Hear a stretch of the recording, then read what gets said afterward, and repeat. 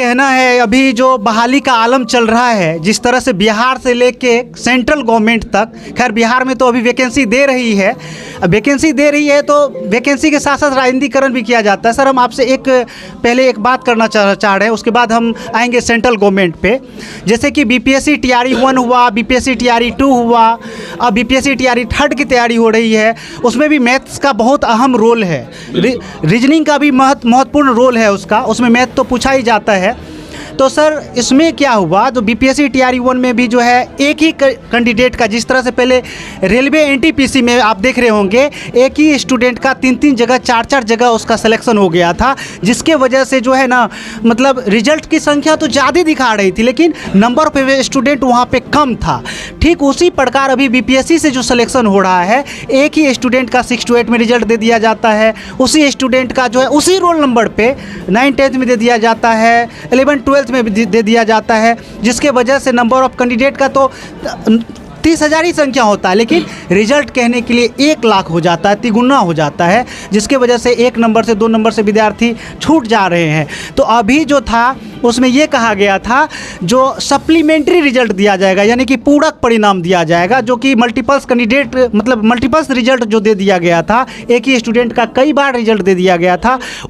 तो वहाँ पे क्या होगा, एक बच्चा एक ही सीट लेगा, उस हिसाब से जो वैकेंट सीट बचेगी उस पे जो है हम सप्लीमेंट्री रिजल्ट दे देंगे। लेकिन अभी खबर आ रही है जो अब सप्लीमेंट्री रिजल्ट नहीं दिया जाएगा, शिक्षा विभाग जो है अपना लेटर वापस ले लिया। सर, आप इस पे क्या कहना चाहते हैं? नहीं, हम शिक्षा विभाग से ये कहना चाहेंगे कि जो भी बच्चे 1-2 नंबर से छूटे हैं और जो कुछ बच्चे हैं कि 2-2 रिजल्ट लेके बैठे हुए हैं, तो सप्लीमेंट्री रिजल्ट देना चाहिए, बच्चों के हक में है ये। हम शिक्षा विभाग से यही मांग करेंगे कि आप सप्लीमेंट्री रिजल्ट दीजिए, ताकि और सारे जो बच्चे कुछ नंबर से छूटे हुए हैं उनका भविष्य बेहतर हो सके, वो अपना सरकारी नौकरी पा सके। और रही बात एएलपी की, तो एएलपी में तो सेंट्रल गवर्नमेंट बहुत ही ज़्यादती कर रही है अब बच्चों के साथ। पहले क्या होता था कि बच्चे सालों भर इन्वॉल्व रहते थे, आज से 8-10 साल पहले की बात हम बता रहे हैं कि बच्चे हर एक मंथ में, हर एक हफ्ते में एकदम इन्वॉल्व रहते थे एग्ज़ाम में। आज इस वीकेंड में इस बोर्ड में गए, अहमदाबाद गए, कल लखनऊ गए, कल परसों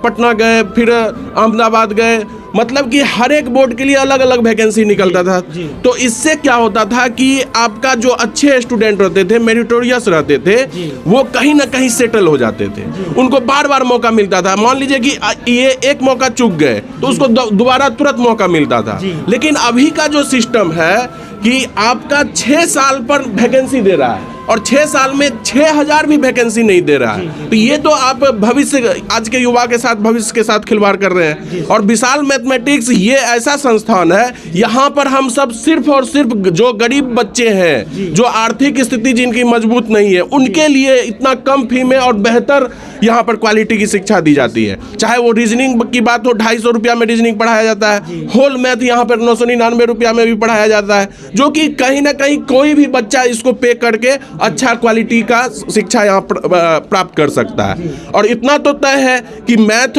और रीजनिंग के कारण इस संस्थान का रिजल्ट नहीं रुकेगा, ये हम गारंटी लेते हैं। और रही बात एएलपी की, रेलवे की लड़ाई की बात, आप सब लड़ाई कीजिए, कैंपेन कीजिए, ट्विटर पे, सोशल मीडिया के थ्रू कैंपेन जितना कर सकते हैं कीजिए। अब आगे अगर सरकार बात नहीं मानेगी तो हम लोग सड़क पर भी उतरेंगे।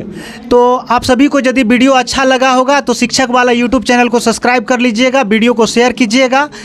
धन्यवाद।